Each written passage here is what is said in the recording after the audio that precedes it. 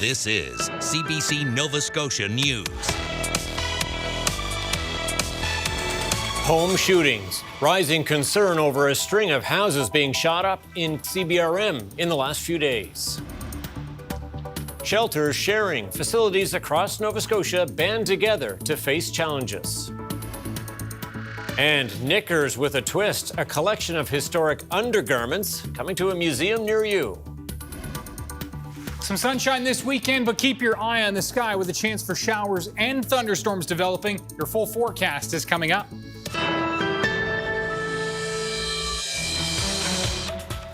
Good evening. A number of recent shootings in the Cape Breton Regional Municipality has people on edge. Shots fired at 3 houses in a 7-day span. No one was injured in the incidents, and police will not say whether they are connected.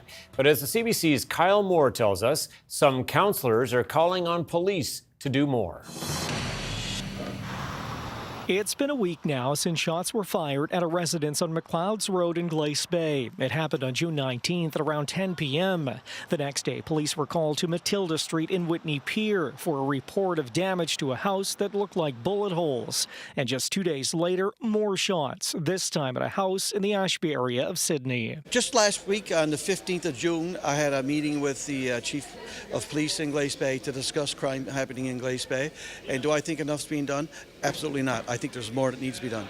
It's not the first time Councillor Dave McKeegan requested more action from Cape Breton Regional Police. A drive-by shooting in Glace Bay in September also had residents upset. McKeegan says this latest incident in his district could have had serious consequences. When they walk up to the home of a 93-year-old man and he's out on the step and they fire shots, he's actually a witness. So, so is it still isolated? I don't know, but it's scary. It's scary that's even happening throughout CBRM, but not just my district. Cape Breton Regional Police declined an interview, saying there is not a lot to share. But in a statement, they said police continue to investigate and remain confident these are isolated incidents. We are following up on information we've received to confirm who is involved so that we can make arrests and charges. I feel they're doing the best they can with the time that they can respond to these. Like I'll refer to the one that happened in my district here just the other day. Shots were fired at a home. 3, I think I drove by, I think I saw 3 bullet holes in that house. When they say it's an isolated incident, I have to tend to agree with them, but we seem to be having more isolated incidents as of lately. Glenn Perouche is also chair of the CBRM's Police Commission. He says the word isolated brings him little comfort. No, because when I look at, I have an 18-year-old and a 16-year-old daughter, and when you hear about these things around your neighborhoods, when I was their age, it was slingshots and pellet guns. The crime and the severity has grown, so it's scary. Police will not say whether the incidents are connected, but they say preliminary investigations have led them to believe that these incidents are not random and that those involved know each other. Kyle Moore, CBC News, Sydney. RCMP in Cape Breton have charged 2 people with sex trafficking offences following a year-long investigation. On June 24th, RCMP in Inverness searched a residence in West Bay and found evidence supporting human trafficking, drug trafficking, and firearms offences. 63-year-old Hubert Alexander Matthews and 61-year-old Harriet Batiste are both facing multiple charges. A third person was arrested at the home and released pending further investigation. Police believe there are additional victims and are asking anyone with information to come forward. Higher fines for the sale and purchase of illegal cannabis are now in effect across Nova Scotia. A person under 19 in possession of cannabis can be fined up to $500. An adult can be fined up to $5,000 for buying cannabis anywhere other than the NSLC. Individuals selling cannabis illegally could face fines of up to $25,000, and a business selling illegally could face up to $50,000. The fines are among changes to the Cannabis Control Act passed during the spring legislature and proclaimed on June the 25th. Staff at homeless shelters in rural areas of Nova Scotia have formed an ad hoc alliance to deal with similar challenges they're facing, including public backlash. As the CBC's Josh Hoffman tells us, several shelter managers say the fear of homelessness in their communities is creating tension. Homeless shelters in rural Nova Scotia are experiencing public backlash in their communities, so they formed a group to try to find solutions.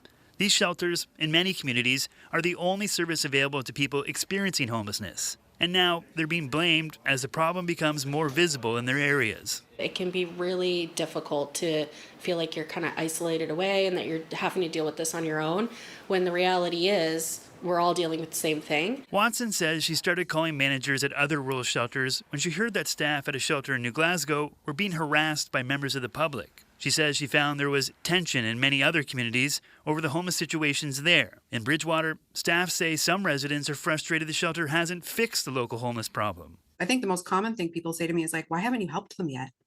And I think that's a really deep misunderstanding where we can only supply the services that we are funded to supply. We cannot truly have deep impacts on the rest of the system. Some residents and business owners think the shelters in their communities are making the homelessness problem worse. But for the people using them, they feel like these shelters are the only place they get treated like human beings. This place was a savior to Truro. Like it shelters a lot of people, and it's just like I say, Stephanie Watson, you couldn't ask for a better person to be the head, the executive director. Like she's just meant to do this. She's got a heart, she's got a conscience. Watson says concerns in her community about things like open drug use and property damage are valid. She says she understands why people blame the shelter for the homelessness problem, but this problem is everywhere in Canada. And if there weren't any shelters, the problem would be a lot worse. Josh Hoffman, CBC News, Halifax. Nova Scotia Independent MLA Elizabeth Smith-McCrossan is launching a lawsuit against the provincial government to try to force them to remove the tolls on the stretch of the Trans-Canada Highway that goes through the Cobequid Pass.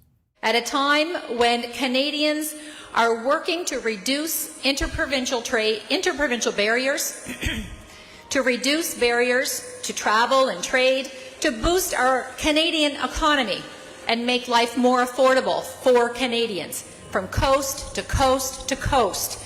There should not be any unnecessary barriers. Tolls were removed from the Cobequid Pass for Nova Scotia residents, but remain for anyone from out of province. Smith-McCrossan says the New Brunswick government is using the Cobequid tolls as part of its justification to introduce its own tolls on the Trans-Canada just across the provincial border from Amherst. She says the two tolls will further isolate her area and is unfair to people living there.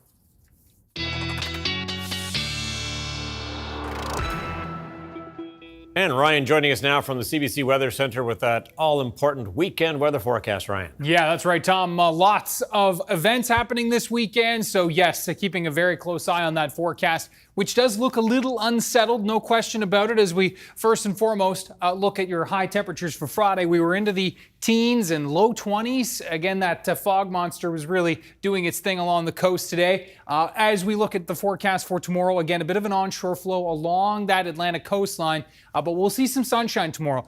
With the sunshine, we'll run the risk of some pop-up showers and thunderstorms into the afternoon. There's also a morning risk of showers and even a rumble of thunder moving through. And then we see the clear out. We see a bit of sun and then that afternoon chance. So unsettled, the name of the game. Now for Sunday, it does look like a quieter start. Some sun and cloud, and then once again, a chance for showers and a rumble of thunder developing into the afternoon on Sunday. The Sunday risk actually looks like a little bit closer to the Atlantic coastline, while Saturday's risk looks to be a little bit more inland. Now, of course, we'll keep you monitoring on this with your hour by hour and a look right through to Canada Day on Wednesday. Your 7 days coming up, Tom. Do stay tuned for that. Okay, thanks so much, Ryan. Thank you.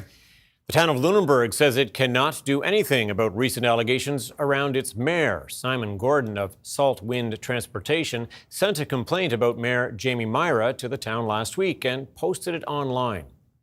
Gordon says Myra was among a group of intoxicated people who created a safety incident in his cab. On Tuesday, the town said councillors decided they could not take any action under current legislation. As of last fall, Nova Scotia residents cannot make code of conduct complaints against municipal officials.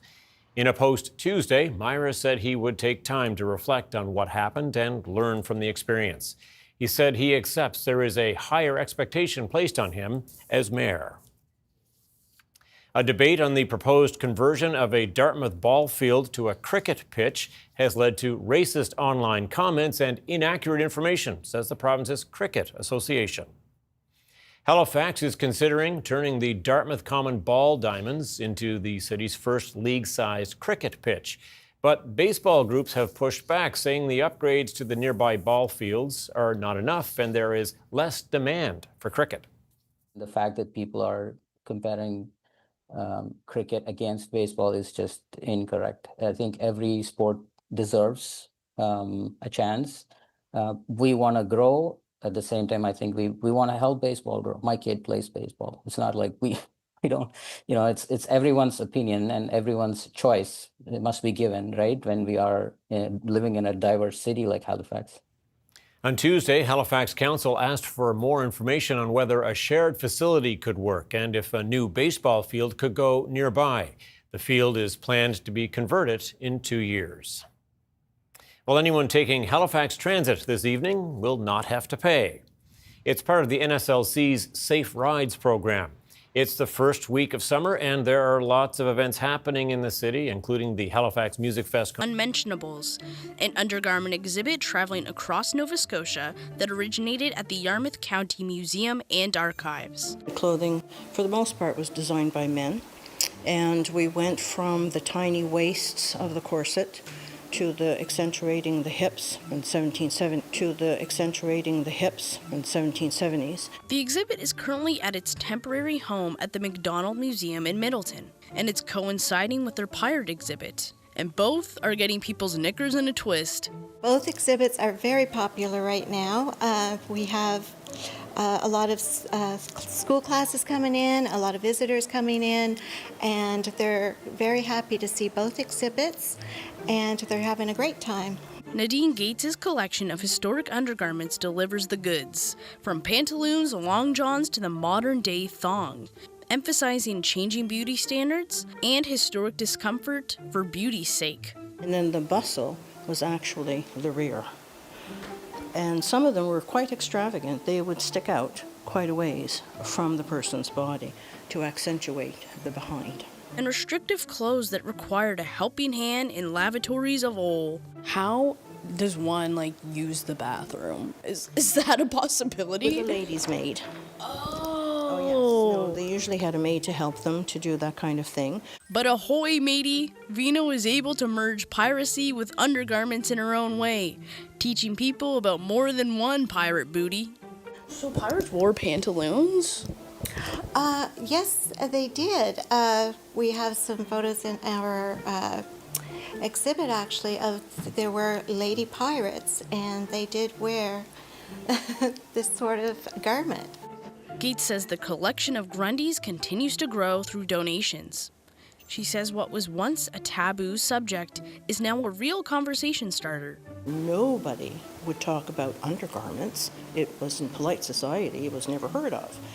But now you can talk about underwear. You can talk about the thong, or you can talk about the men's long johns. At least you can talk about them now, and they should be out of the closet and shown off. The exhibit will remain at the museum until June 27th and then travel to the Avon River Heritage Center. Meg Campbell, CBC News, Middleton. Halifax in there somewhere in this foggy evening. Ryan back with the full weather forecast. We'll see you here in just a couple of minutes.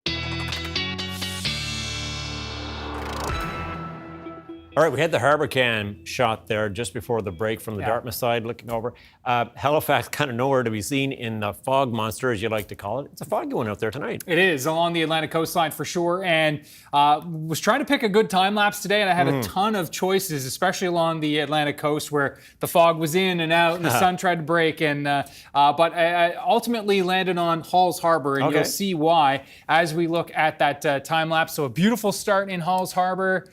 Some sunshine. The clouds looking a bit ominous at times today, no question.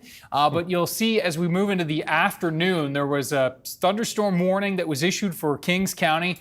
And you can see the skies getting quite dark here in the last few frames. And then you'll see just before the time lapse cuts off there, yes, some rain coming through and a big gust of wind as well. Now that thunderstorm has blown through, but we've got more wet weather coming from the west, moving up through the Annapolis Valley. We'll show you the radar in just a second. First and foremost, those temperatures, it's around 20 degrees in Kentville. We've got 18 in Greenwood, 14 in Sydney, and temperatures are 21 in Yarmouth right now and 21 in Shelburne as well. There's the current wind situation. For the most part, it's been in from the southeast today, which has kept the winds a little bit cooler, temperatures a little bit cooler, excuse me, along that coastline.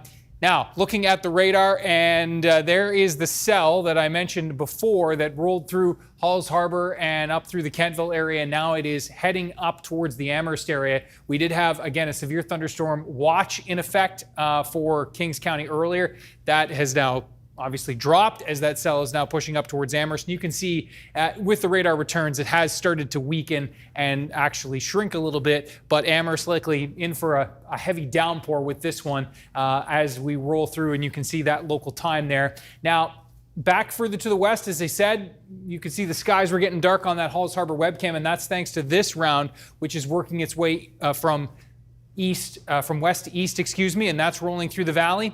The good news, if you are heading down to Halifax Music Fest, show's already underway there, so I'm sure whoever's going is already there. But the good news, if you know somebody there, we are looking at that earlier round of showers is kind of broken up, and it's looking pretty quiet apart from the fog monster, which is keeping things pretty cool in through the downtown area right now. This is the low that's going to continue to track through for the weekend, just keeping things unsettled, unfortunately, with those shower chances. Temperatures, how about Vancouver sticking out like a sore thumb right now, 15 degrees. That is one of our cooler spots in the whole country. St. John's up to 18 degrees. Yellowknife up to 27. As we look at the forecast temperatures for tonight, we're going to be right around 12 to 15 degrees for the mainland, right near 10 for Sydney and the metro area. A chance for showers and thunderstorms primarily after midnight, tracking through across the mainland. And the outlook for Saturday, everybody running the risk for a thunderstorm. The greatest risk is actually going to be in the morning, late overnight in through the early morning hours for you folks in Cape Breton in the east as this little wave pushes through. And then for everybody else, it is, a chance for some morning showers under a mainly cloudy sky. And then we're going to see the skies kind of brighten up a little bit into the afternoon with a mix of sun and cloud, or at least some sunny periods developing. But with those sunny periods, we run the risk of these pop-up showers developing. And it looks like here, and here, those are going to be the greatest risks for tomorrow. Kind of along the inland areas where those sea breezes are going to clash from Cumberland, Colchester through Pictou to Cape Breton, and then also along that spine of Nova Scotia from Keji across to New Ross to Truro. But once those storms do develop, they could migrate back closer to the coastline, so a heads up on that. 14 to 22 will be our range across Cape Breton tomorrow with sea breezes galore, looking at the warmest temperatures inland and a predominantly southerly sea breeze for tomorrow across Cape Breton.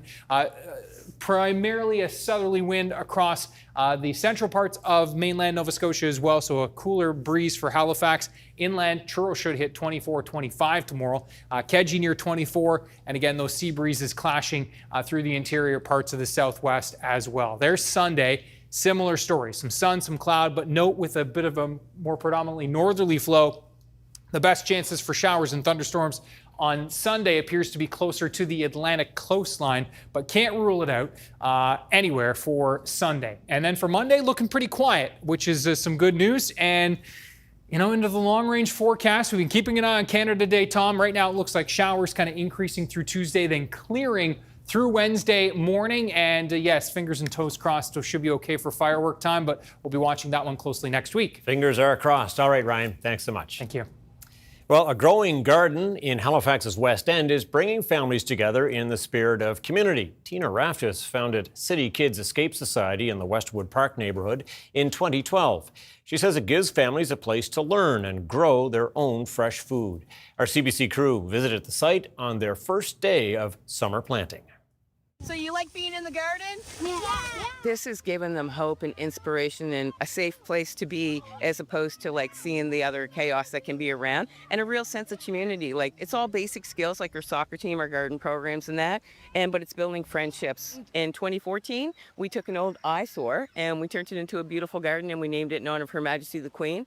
And we have 350 families and over 1,000 children that live in our community, and a lot of them told me it's the only place that they found peace, and they all built this with us. It's amazing. Did you actually plant this? I transplanted it. Today was like a good day. Everybody comes together, like the whole neighborhood. We come plant all the plants here. It's just nice to see everyone here, a whole neighborhood come along and do such a nice thing like this. It's just beautiful. You hold one? I think it's important because it gives people opportunity to make new friends and also like come together and learn how to plant. Maybe some people might not know, and I think it gives them an opportunity to learn. It's a place that we all gather, and sometimes you make friends around, you meet with other parents, you play around, you meet with other kids, you share things together.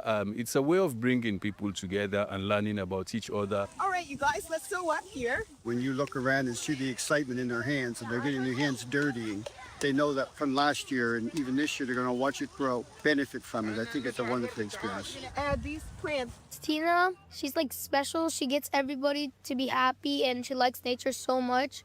And she built all of this, and she just puts a lot of time and effort into this to make it the best. This garden belongs to everyone, and everybody feels at home and welcome. And the kids are the ones that are the main ones that do everything. They're the leaders.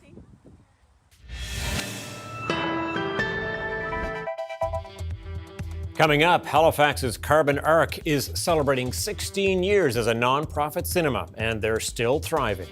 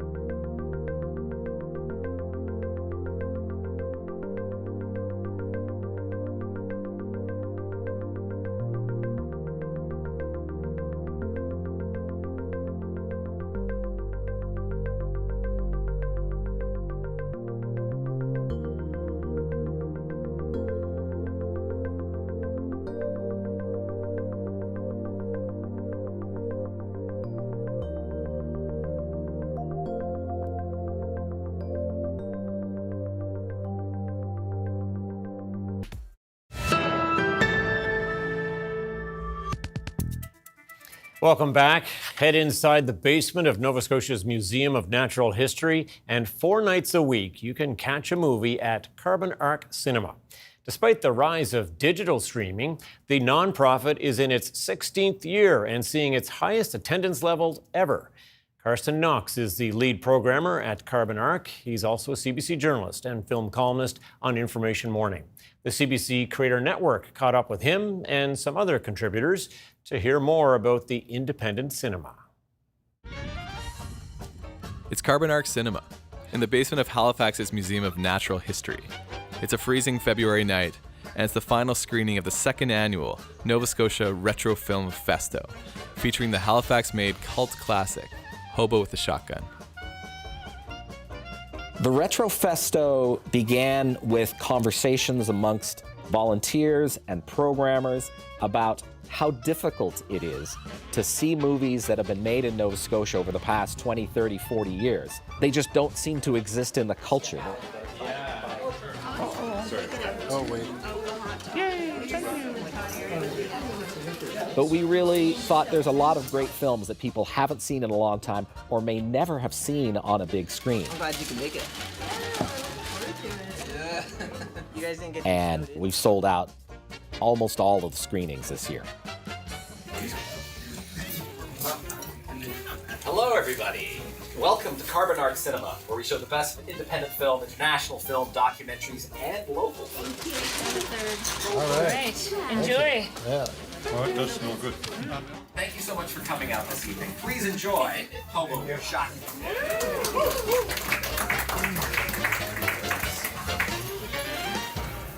Well, this space is used by a lot of groups, not just ours. And so there's people coming in and out all the time, there's changes happening, and yeah, it takes a while to set up and it takes a while to pull down. In Halifax, there isn't an independent cinema space that is devoted to movies. We're trying to bring that independent cinema voice to an audience that is keen for it. Wormwood's Dog and Monkey Cinema was the city's last incarnation of an art house independent theater that ran from 1976 until it closed in 1998. Despite the many efforts to re-establish a cinema space in the years after the closure, nothing stuck.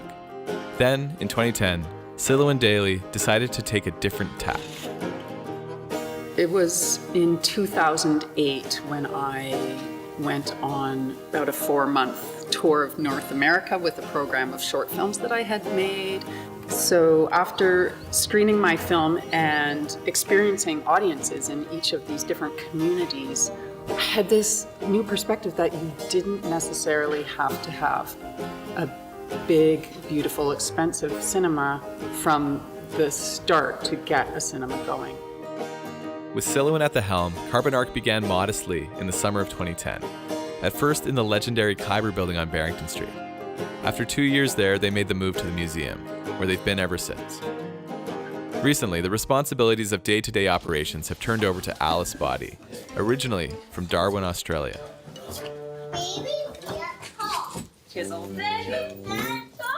So what does a typical day of setup at Carbon Arc look like? Well, we're very ephemeral. You wouldn't know that we were here on a day that we weren't screening. So essentially it's taking everything. The dream for Carbon Arc is to have a permanent cinema space that we can show movies 7 nights a week. I still hope for the organization for a time when you can come in, turn on the lights, turn on the power to the projector and, open house.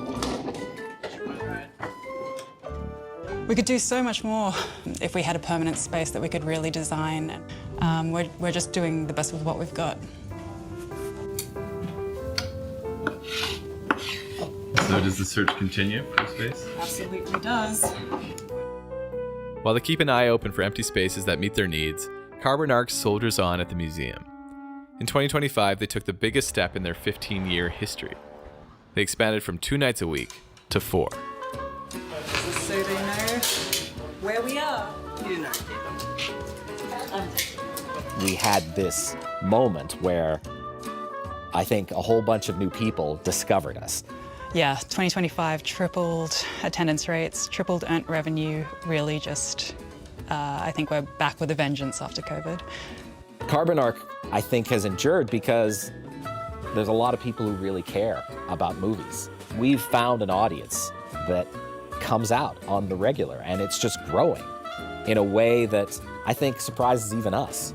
It's just part of the fabric of learning about a world that's bigger than you are. People want to get back together after the pandemic and sit and watch movies, and they're up for a lot of different kinds of movies. Good. Hey, how are you? Good to see you guys. Here on a busy night, busy stormy night.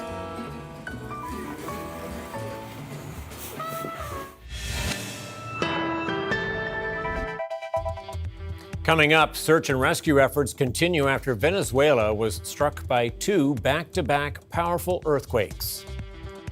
And a new study shows patients are facing longer wait times in emergency rooms across Canada.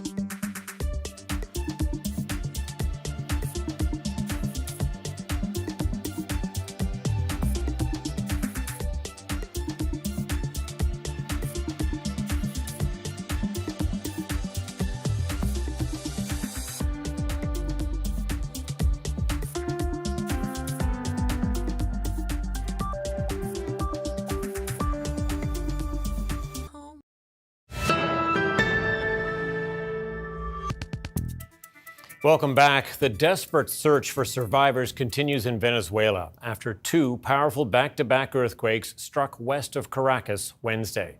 The government says the number of dead has risen to more than 900, with more than 3,000 injured. Teams from around the world are arriving to help with rescue efforts. Corey Weddle has the data. Once again, the focus has been on getting access to these people who are believed to be trapped under these piles of rubble. We have heard experts talk about a 72-hour window of opportunity. After that point, anybody trapped under these piles of rubble is very unlikely to survive. The good news is we know that some international rescue groups have started to arrive in the country.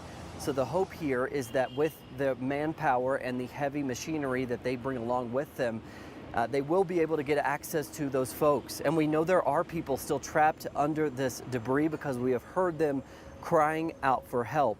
And some people have already been pulled out alive from these piles of debris. Another concern for so many people is that this earthquake damaged so much of the infrastructure. They are afraid to go back in their homes. Their homes or apartment buildings have visible cracks in them. So they're afraid to go back into their houses, and many people are even sleeping on the streets in tents nearby their homes or even in public parks and plazas. We know the government has opened shelters around the country in public schools and public buildings for those people who need access to a shelter. Another concern are the hospitals and the clinics. They were already going through a bad state before this. We know there are shortages of medicines. Many of the clinics are already filling up, especially in the coastal town of La Guaira. Most patients are now being transported to the capital of Caracas. Many other people in Venezuela who were not directly affected today doing what other people have been doing around the world. That is collecting supplies, collecting materials to send around the country to help those who have been affected by this tragedy. But again, the focus now continues to be getting access to those folks who are believed to be still trapped in that rubble. Cody Weddle for CBC News, Bogota. Russia's war in Ukraine is well into its 5th year. Recent public polling in Russia shows support for its war on Ukraine and for Vladimir Putin's governing party is dropping. The war is no longer a distant reality for Russian civilians who are facing fuel shortages and cell phone disruptions. Terrence McKenna reports.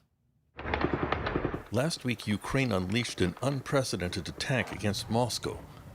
Residents saw drones racing over their heads. The major oil refinery on the outskirts of the city was targeted repeatedly. Former Ukrainian Defense Minister Oleksiy Reznikov says Ukraine is sending Russian civilians a message. We show them that the war come to their territory. You cannot sleep well, like Ukrainians. There have been other Ukrainian strikes deep into Russian territory. Короче, упадническое настроение. И каждый день ложимся спать со страхом. Recent public opinion polls in Russia show support for the war and for Putin's governing party is dropping. What does all this mean for Vladimir Putin's future? Pulitzer Prize-winning Russia expert Anne Applebaum has covered the war for Atlantic Magazine. The most important thing to note is that Putin's war has finally reached Moscow. That doesn't mean that Putin is leaving tomorrow or that the war is ending tomorrow, but it means there's been a pretty strong shift in the mood of the business elite, the political elite, and other people who do still have influence on Putin's thinking. Cold War historian Michael Kimmage of the Kennan Institute in Washington thinks discontent in Russia is not a serious threat to Putin. For a man who has to face no elections, who completely controls the Russian media, who has no opposition parties to deal with, so he's not a man who's under any great deal of domestic political pressure. How will Putin respond to the attacks inside Russia? Alexei Zhiravlyov, a prominent Russian parliamentarian, has called for the killing of all civilian inhabitants in the Ukrainian cities closest to the front line. Я бы уничтожил все. Вместе с людьми. Абсолютно. Putin and his senior generals have already been indicted for war crimes at the International Court in The Hague. Will they double down on their civilian attacks? Terrence McKenna, CBC News, Toronto. Winnipeg's Canadian Museum for Human Rights is set to unveil a controversial exhibit. It focuses on the 1948 displacement of hundreds of thousands of Palestinians during the fight for control of what is now Israel. But Jewish groups are saying the exhibit could fuel anti-Semitism by not providing more historical context. Cameron McIntosh reports. Okay, so can you take me through the exhibit here? Yes. Palestine uprooted. Small exhibit, big controversy. Nakba is a word that means the catastrophe, and Palestinians use it to describe their forced displacement. The exhibit, Palestine Uprooted, exploring the displacement of 750,000 Palestinians during the creation of Israel after the Second World War, and the consequences of it today. We understand that there's critique and there's opinions about what it should be and what it should include. And we've tried to explain and rationalize why this exhibit is about Palestinian Canadians. It's 2 panels, a few paragraphs, brief descriptions of the Nakba, along with fighting in Gaza and Israel's current occupations of East Jerusalem and the West Bank, along with some videos.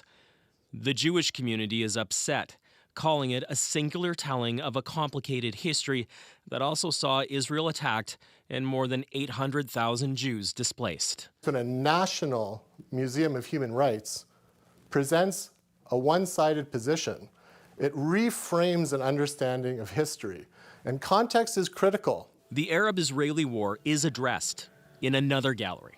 Citing a lack of openness with the Jewish community, the museum's only Jewish board member resigned. I do think there's been an activist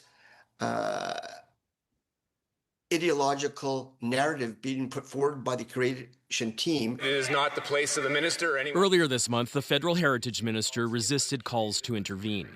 Included in the exhibit are 5 videos, one featuring Fuhad Sahoun, whose family was driven from Haifa when he was 4.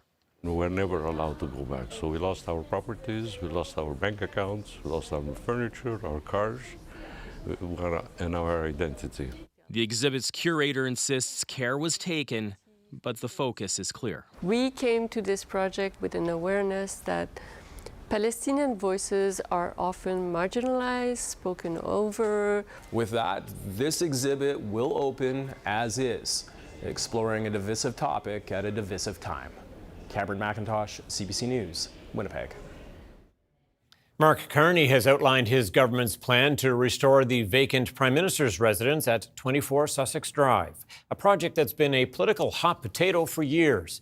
CBC's Ashley Burke has more on this story from Ottawa. It's Canada's most famous fixer-upper. A rare glimpse inside what's left of 24 Sussex Drive. I mean, it is literally stripped down to the studs and barely held together. Rooms that once hosted royals and world leaders, now filled with asbestos warnings and rodent traps.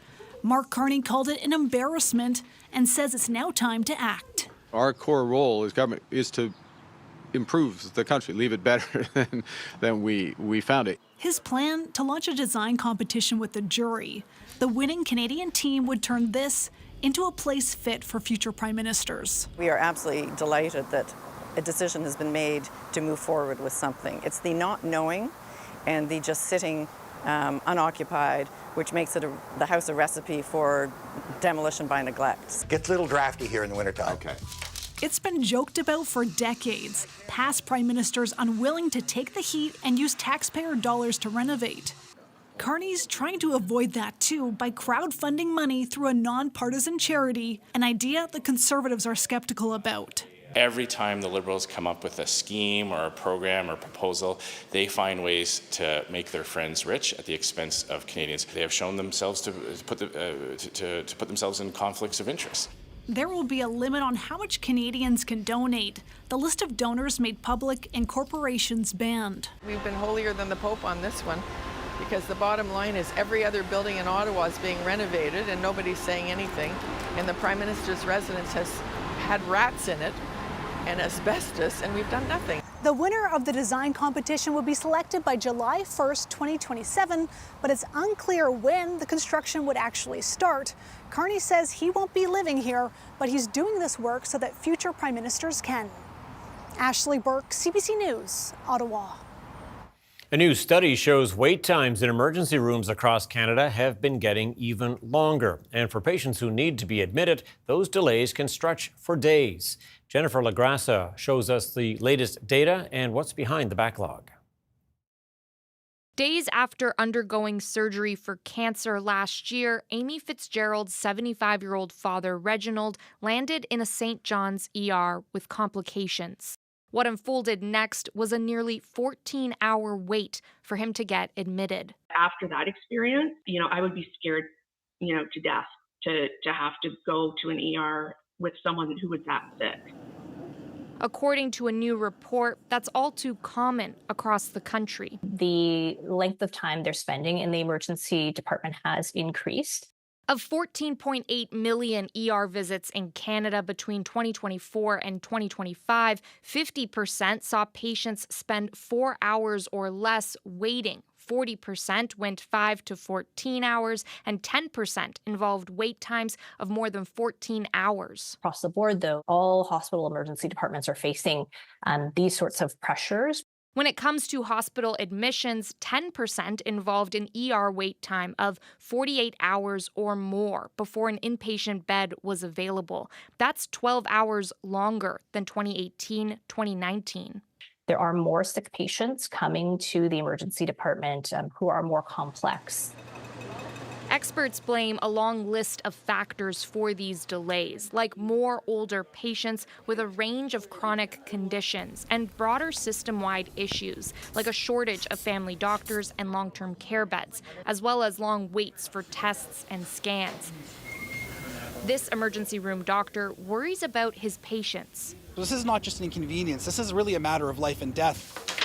That fear, he says, is backed up by research showing patients who wait in the ER for care face a greater risk of dying. Where we are right now is not the natural order of things. Doctors say things can improve, but that starts with more resources and more healthcare workers. Jennifer Lagrassa, CBC News, Windsor, Ontario. Canada is set to play in its first Men's World Cup knockout match. It's happening this Sunday when the team will play South Africa. But the team will now have to shift away from home soil and head down to Los Angeles. We might not have the same impact that we had in Vancouver, but at least we'll have some red. I think so. Fan group The Voyageurs say they'll be there along with the few thousand others able to secure tickets through Canada Soccer. Well, Canada's main stock index rose more than 100 points on Friday, helped by gains in the technology sector, while U.S. markets lost ground. Here's a look at the numbers now as we head to commercial break.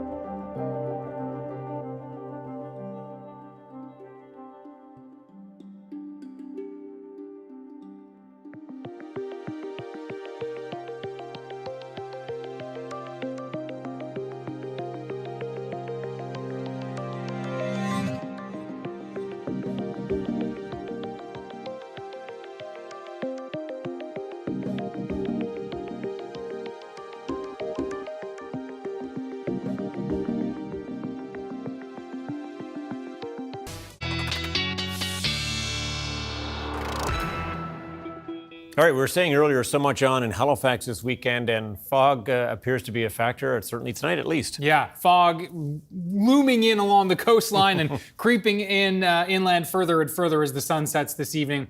So be mindful if you're traveling Saturday morning, you will see some fog. And be mindful this weekend that we're going to be seeing some pop-up showers and some rumbles of thunder both Saturday and Sunday, I think. Have a look at our viewer picture of the day.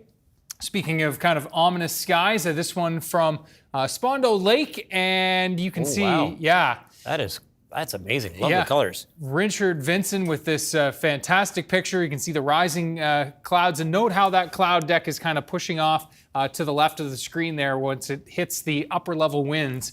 So pretty cool shot there from Richard. Thanks for sharing that. Ryan's picks at CBC.ca. Now for Saturday, we are looking at, again, some cooler temperatures in those onshore winds along the coastline. I have 17 for downtown Halifax, thanks to that onshore wind, but I don't think you'd have to get too far inland to find some 20-degree temperatures. And yeah, even I think 22, 23 degrees up towards the airport and 25 at Truro. You can see the valley will be into the 20s as well. We are looking at for Sunday, and that chance for showers and thunderstorms, of course. And then for Sunday, once again, 20 to 24 degree temperatures. Warmest temperatures will be inland. We are looking at those chances for showers and thunderstorms developing into the afternoon, a bit cooler for Cape Breton. So yeah, lots of, blips of green on the board here indicating those shower chances for both Saturday and Sunday. But I think for both days, we should see some sunshine, which is great. But really, Tom, we're looking for a better pattern here, no doubt. We sure are. It's been unsettled. So Monday, a pretty nice one. We're back into some showers Tuesday, Wednesday. But it looks like maybe in the long range, we can kind of iron things out here. In the meantime, keep the rain jacket close. Yeah. All right, thanks, Ryan. 10-year-old Max Alexander is the world's youngest runway fashion designer. That's according to the Guinness Book of World Records. And he's already shown a collection at Paris Fashion Week. Here's more of his story in his own words. Being the youngest fashion designer to debut at Paris is very fun. When everybody started clapping when I came out, it was very, like all these people appreciate me and I should be very grateful for that. I started at the age of 4 designing.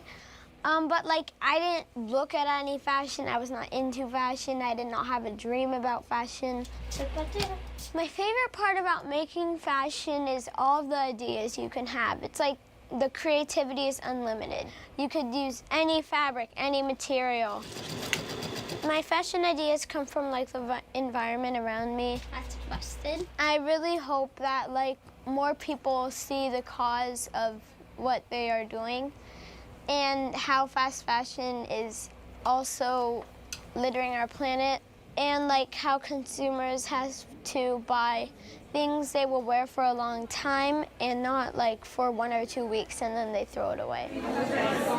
Think, drape, sew, done, voila. It's called the dress cycle. Max, you wanted to turn? Not too much? Wow, he's an overachiever, don't you think? Yeah, absolutely. Well done. That's it for us tonight. Thanks for watching. We'll see you next time. Have a great weekend.